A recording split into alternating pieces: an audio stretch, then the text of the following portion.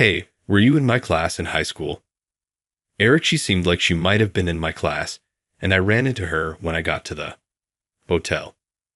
Eric, hold on a moment. Are you merely a recent high school graduate?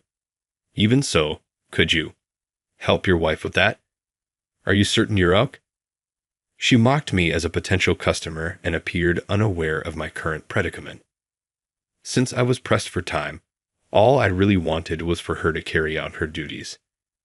The upper class frequents this hotel, which is a prestigious, affluent establishment.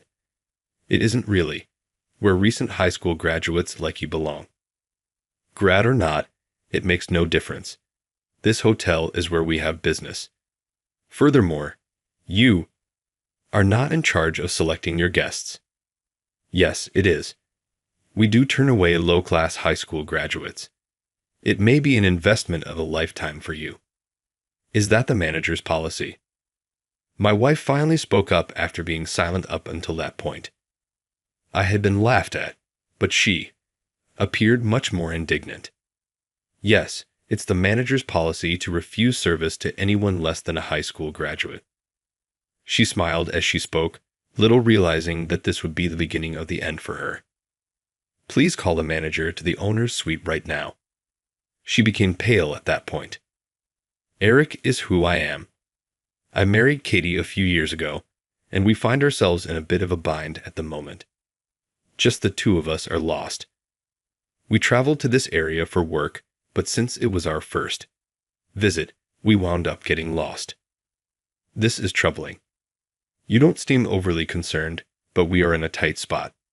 We won't arrive on time if we continue like this. It was our intention to go there immediately upon departing the station. Our destination is a well-known, venerable, upmarket hotel in the neighborhood. We won't arrive at our appointment in time at this rate. It's strange, as my wife stated. Why are we unable to locate it? My spouse is feverishly looking up locations on her phone and scanning through the map. There don't seem to be any taxis here, despite my own search. Maybe I could use an app to hail a cab, if I could locate a landmark. As soon as I realized it, I pulled out my phone. I understand now. The map was inverted. My wife said, we were going in the wrong direction. All right. We can never get there if we choose the incorrect route. Whoa, were we both viewing the map inverted? Were we never this poor at following instructions? I've got no excuse. We assumed we could find it simply because we had been told it was only a 10-minute walk from a big station. We appear to be less adept at directions than we initially believed. We grinned wryly at each other. Let's head back to the station.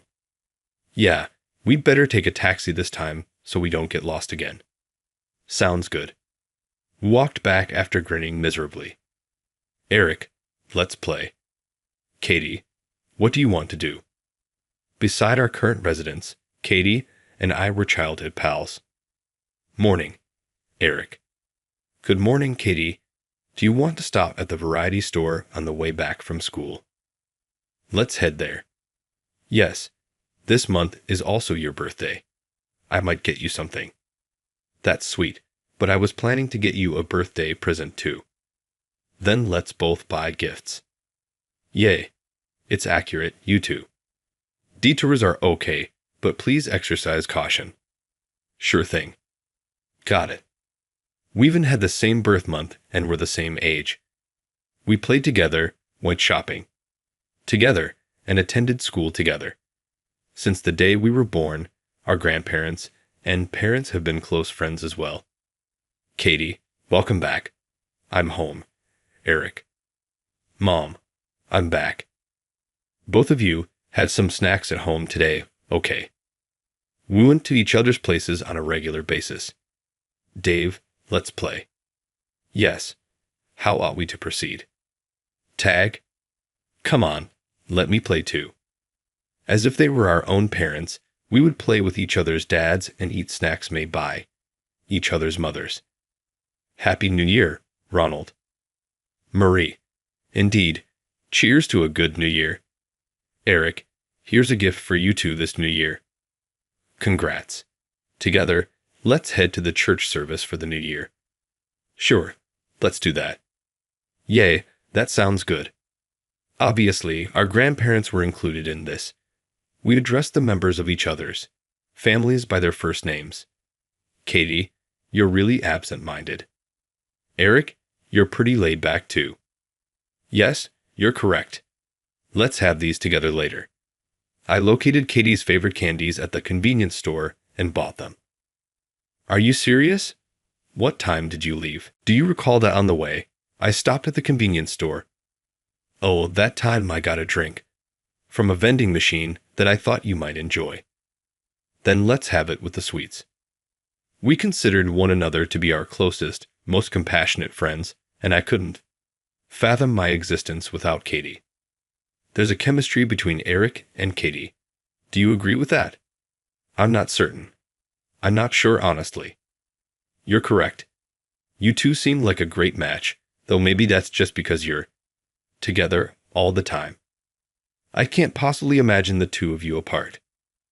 People often remarked that we had the same aura despite our similar upbringings. We'd always been naturally close, even as young children. Living in separate homes was akin to having an extended family. I could only see her standing next to me for that reason. Hey Katie, how are you? Though it may come as a surprise, I can only envision myself with you. Will you accompany me out then? Are you serious? Naturally, I will. I'm happy that few. Though I was still anxious, I assumed you would. It's true that you sounded uneasy, which is unusual for you. Therefore, I suppose it was only logical for us to consider getting married when the time was perfect. Yes, Katie, I want to spend my entire life with you. Will you then marry me? Hey, you're trembling in your voice again. Naturally, I will. It's true that I felt anxious during the proposal and confession, but that's just the way it's always been. Katie and I hadn't been together since we were infants. I owe Katie a great deal for continuing to be a strong supporter of my work even now. After that, we got a taxi back to the station. The cab driver laughed heartily when I hurriedly explained our position. We eventually reached the classic luxury hotel, which was our target. Oh, Eric, that's not good. There are just 10 minutes remaining. Yikes, let's hurry to the check-in. Yes, let's do that. We dashed to the front desk. My name is Eric. I apologize for being so impromptu. Can you help us out quickly? Eric? Are you the Eric that I knew in high school?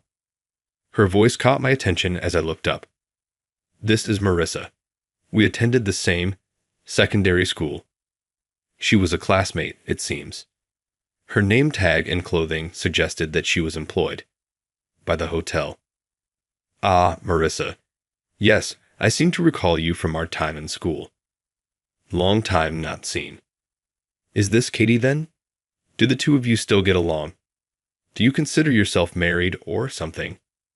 That is astonishing, really. She seems to be aware of Katie as well. That would make sense if she had been a fellow student in high school. But everyone in the foyer turned to watch Marissa laugh uncontrollably. We both scowled, uncomfortable beyond belief. It's not appropriate to laugh so hard over it. Please just do your job. Come on, a little laugh is fine. It's not acceptable. Here, we seem to be in a rush. She didn't appear eager to continue with the check-in. Marissa gave her eyes a playful narrowing. Erica, are you really only a recent high school graduate? Are you truly able to stand by your wife in that? Are you certain you're all right?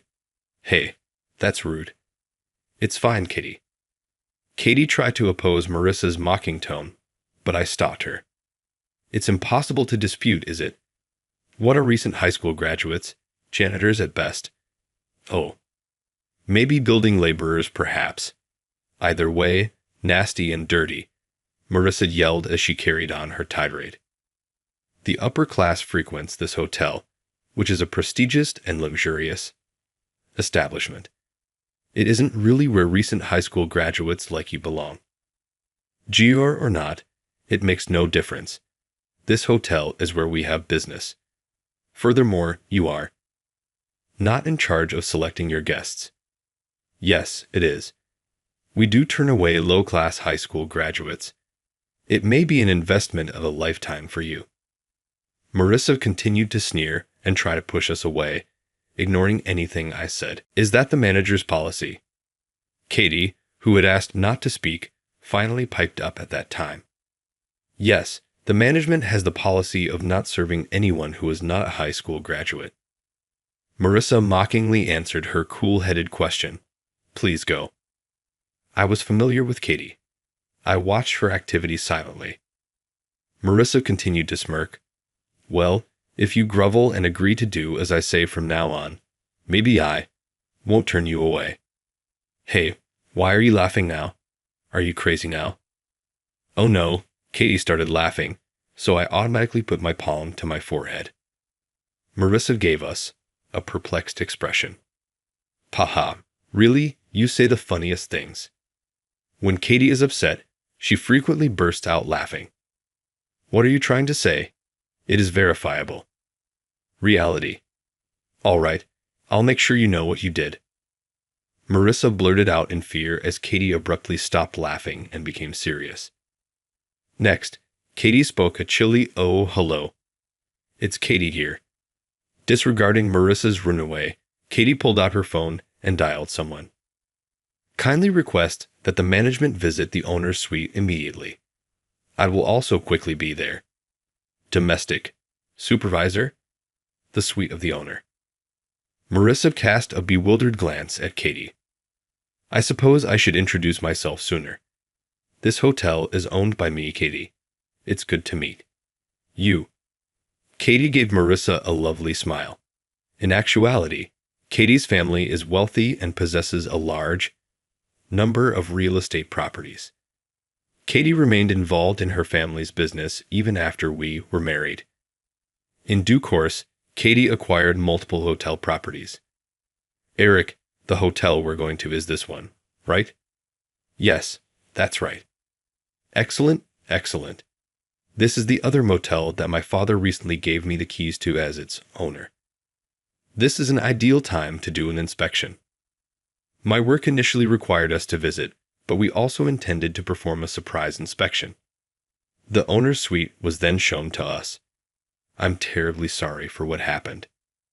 Several suit-clad men and Marissa were apologizing in the owner's suite. I've heard of Marissa's impolite actions. I apologize sincerely. Ted, the manager, was one of them. Ted, is it true that your policy is to refuse guests who are high school graduates or less? Achieved it. How precisely were you going to verify that? Katie asked Ted a pointed question. What? That is not possible. Who made such a statement? That is absolutely not my objective. Ted ran away, obviously shocked. Standing next to him, Marissa cast a pallid glance down. Are you letting the front desk staff decide who gets to stay? No, that's absolutely not the case. But that's exactly what she said. You are aware that our guests interact with us at the front desk. First, don't you? Obviously, I get it. However, you don't seem to get that the hotel will look bad if this is how her staff acts. It is your duty as manager to select and develop employees who won't make our visitors uncomfortable. What are your thoughts about that? As a hotel staff member, I apologize. With a pallid face, Ted was the focus of Katie's lesson. Ted seems to be stuck with his constant apology routine. That's enough, Katie. I chided myself in the end after attempting to calm her down. Stay out of this. Ted seemed to notice me at last when I made an interjection. He gave me a surprised look when he saw me. Oh, you are? Aren't you Mr. Wilson? He came running over to me. Marissa looked up at this, as she had been looking down. The press conference is about to start. That reminder reminded us of the purpose of our visit to this hotel, a shoot. With a quick peek at my watch, I whispered, shoot. I was engrossed in Katie's rage to the point where I forgot I was meant to be at this hotel for a press conference. I play chess professionally. After turning pro in high school, I've been winning since, and now I was going to go up against the title of master. We had the press conference today. Tomorrow is when the bouts begin. Oh no, I wonder what the press will write if Mr. Wilson is unable to attend the press conference due to the hotel situation. Ted and the others began to lose our minds. We have to move quickly and escort him to the venue immediately. Our conversation isn't over yet. Eric is escorted to the location by just one person. Shall the rest of you and I had a lovely, lengthy conversation. Katie smiled, alarmingly gorgeous, as she said this. Yes, you there, please show the way. Yes, ma'am. The selected staff member led me out of the owner's suite. With cheers in my heart, I made my way to the location, saying, "Hang in there, staff member." I eventually made it to the location. My tour guide came back, her eyes welling up with tears. I watched him leave and went into the arena where Master Smith, my opponent for this bout, was already giving me the cold shoulder. The master title belongs to Master Smith, a well-known player in the chess community. In addition, he serves as my mentor and my role model. I was excited to put him to the test once more. The scowling Master Smith instantly softened his demeanor. He laughed and remarked, "Eric, late again," to which I replied with a smile. My wife and I were gazing at the map upside down. He made a joke, "Ha, you two are as clueless as ever." I rubbed my head, embarrassed by my mentor's laughter. Master Smith had previously taught Katie chess as well, but Katie gave up, stating, "It's not fun, because I always lose to Eric." "Are you Eric?" "Yes, that's me." "I know Pete rather well. Go ahead and give chess a shot." "Yeah, I'll give it a shot." Master Smith first became my tutor because of his previous relationship with Pete. You two still have a great relationship. What a wonderful mentor-mentee relationship, really. Isn't this match between a mentor and prodigy what has the chess world watching? It will be wonderful to see the collision of like ideas. It was widely known that Master Smith and I were mentor and protege. The press conference moved along at a leisurely pace. Thankfully, it concluded satisfactorily. Phew, glad that's over. You're still so laid back, aren't you? Is that so? Master Smith stated this as he observed me. He groaned and said, "But when it comes to the match, you transform into someone else." I'm not really sure how I comprehend it. Is Katie the same as well? I laughed and Master Smith said, seeming a little annoyed. In fact, Katie turns into a rigid entrepreneur and is typically more forgetful than I am. However, much like before, she has a strict side to her, especially when she's upset. I bet Katie is still lecturing someone at this very moment. She was so cool earlier, but also kind of terrifying. Your eyes become more focused and you show amazing concentration when playing chess. You play chess in an aggressive, relentlessly offensive manner. Well, I do often get that kind of feedback. That fluffy personality of yours comes up with moves that are unexpectedly tricky, honestly, making it difficult to play against you, said my mentor, Master Smith. But has he forgotten that I learned this particular chess strategy from none other than Master Smith? I basically learned my chess-playing technique from him. I'm excited about tomorrow, he remarked, holding out his hand. Yes, me too. I firmly shook his hand after taking it. We gave each other a firm handshake. A best-of-7 series, the Master Championship matches travel to hotels and inns across the country. Every match is 8 hours long, spread out across 2 days. Even though these are professional matches, the media, including the sponsoring newspapers, tend to ignore them. That's most likely the reason Marissa was unaware that I was a professional chess player. Master Smith, my mentor, has given me advice and recognition for having a solid sense of the game since I was little. Pete was correct. Eric, you've got good judgment. Would you like to follow me officially? Will that make me better? Yes, with your potential, you'll improve rapidly. I believe that. Pete had stated that Eric would undoubtedly emerge as John's choice. Through him, a relationship was established. Though it took me multiple tries to pass the professional tests, I made quick progress. I went to neighborhood public schools for middle and high school, and I was so focused on chess that I did poorly in both academics and athletics. I suppose I was a pretty inconspicuous student. I used to target you for bullying because you were so unimpressive back then. Erica, really? Because of how natural you are, it's possible that you were unaware of the bullying.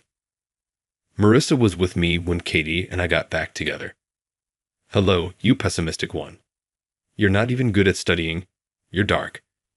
What does that have to do with? How come? You too. Eric isn't as willing to annoy you anymore. Looking back, I can say that there was a group that frequently upset me, but I didn't really notice it at the time because I was more focused on chess and Katie's support. It was most annoying that you ignored us. Marissa claims that I wasn't purposefully ignoring them. I was just not aware of them.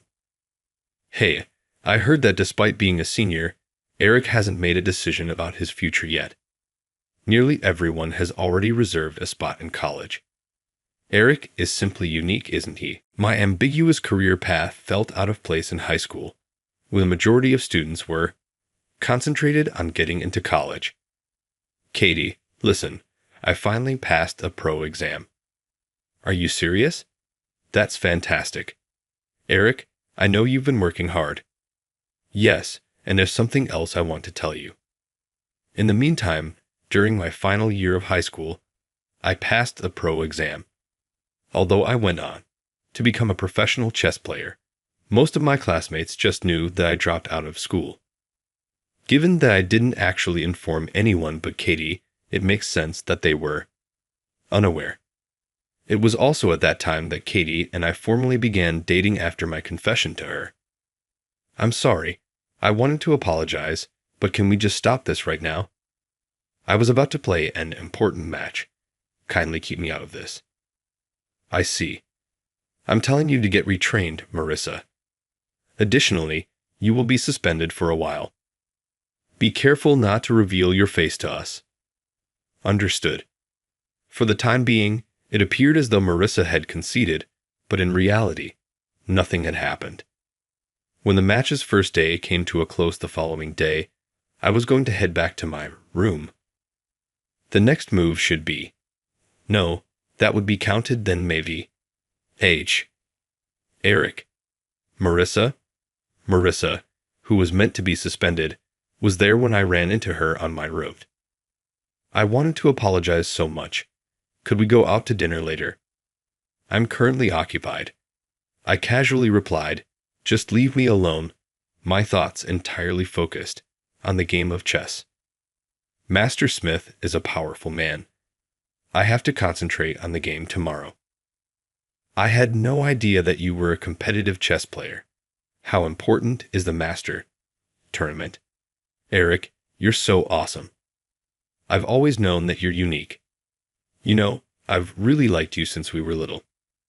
I was harsh to you back then because of this. Hey, do you even think I'm speaking? Hi there. Marissa caught me thinking about chess and touched my arm. Would you please let go? Put an end to it. Katie stepped in. She moved in between Marissa and me, forcing her to release her grip on my arm. Oh, Marissa said, appearing briefly frightened by Katie's presence. She angrily snapped back, don't interfere. The one meddling is you. It's a crucial moment right now. You were meant to be on suspension, right? You weren't supposed to reveal your face, right? Are you able to comprehend that? That is unimportant. In addition, chess professionals make a lot of money, right? Are you not just after his money? Marissa's prodding appeared to have irritated Katie. Are you serious? Here, I am the proprietor.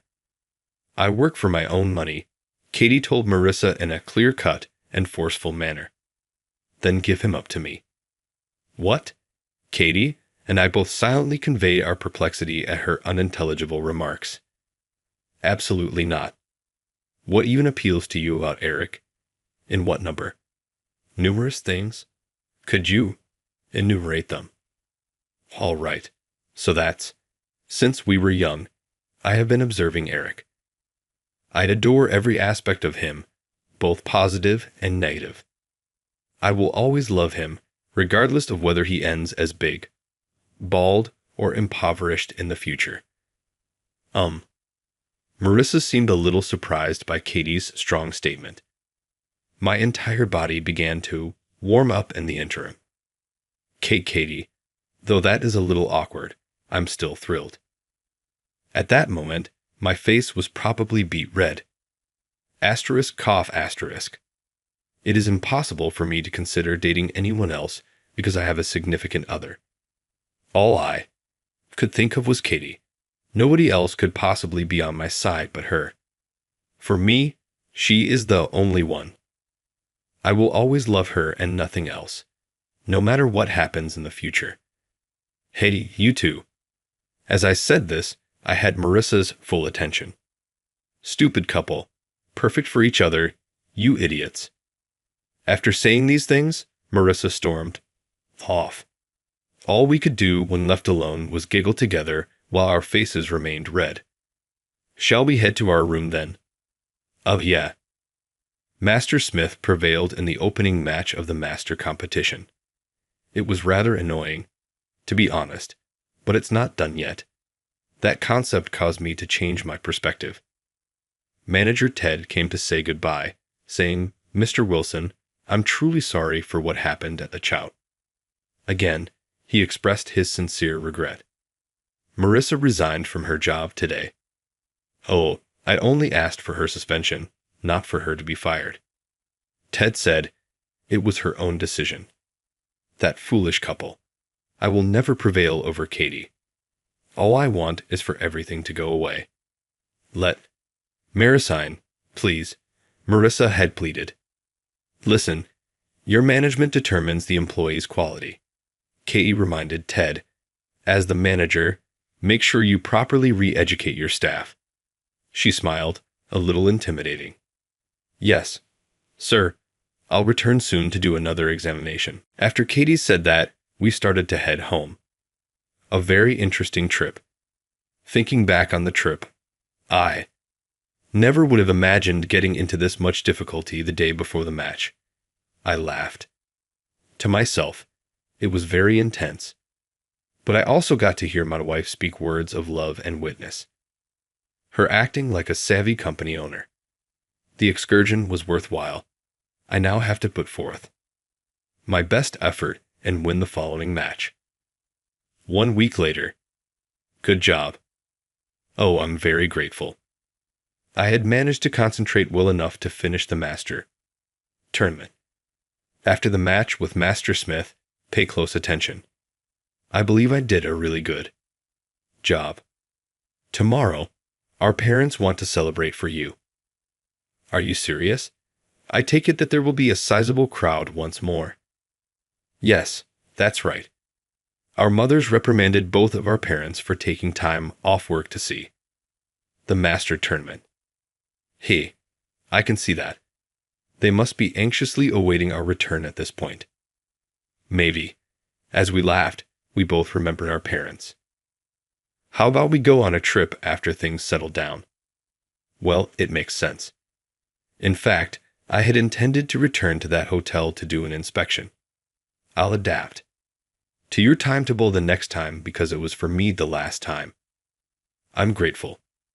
By the way, I was overjoyed by your loving remarks at the time. Well, give up. The things you said at the moment made me pleased as well. Again, we both flushed. We just can't get used to this, even after spending so much time together. How frightening the owner and her father both are is truly unsettling. Was Pete a terrifying person as well. Jess, I have been a guest at this hotel since the days of her father. Although quite rigid about business, he was also incredibly nice. At that moment, I noticed a hint of her father in her. Similar to Pete, that's how you also get during chess games. It's something I hear a lot. In any case, Pete is like a second father to me. Is that so? Eric, what are you talking about with Ted? Just discussing things about you and Pete. I see. It seems Marissa had a difficult time getting out of that hotel, by the way. The stories had gotten around, so she was unable to get work at other hotels. Furthermore, she made approaches to a number of guys who appeared to have steady jobs, but she was rejected each time and eventually fell for a shady man's scam, which left her in debt. She now has to balance a hectic life with duties she used to despise, like construction and cleaning. After some time, I had learned of Marissa's predicament from a former classmate. She eventually asked for assistance from her former classmates before vanishing from view. Katie, please stay with me forever. Obviously, we will always be together, even when we grow old together. We shook hands and vowed to work together in the future. After a few years, 2 children were born into our family. Since he was a little child, our son has dedicated himself to his studies with the goal of replacing Katie. Our daughter, on the other hand, is a chess enthusiast who says she wants to learn the game and compete against me. And Master Smith is training her very fervently, too, with the hope that she will outdo me. Katie and I exchanged a smile as we watched them. You've given me a lot of support. I'm grateful, Katie. Really. Erica, I should be the one saying thanks. I was inspired to work hard after witnessing your hard effort. I'm so happy you're here. Me too. It's a tremendous pleasure to have you. I have loved you in the past. I love you now. And I always will. Me too. Mom and Dad are being lovey-dovey again. Red in the face, we were both mocked by our kids. I'm sure you two will meet someone you want to spend the rest of your lives with. Stay close. And lend each other support. All right.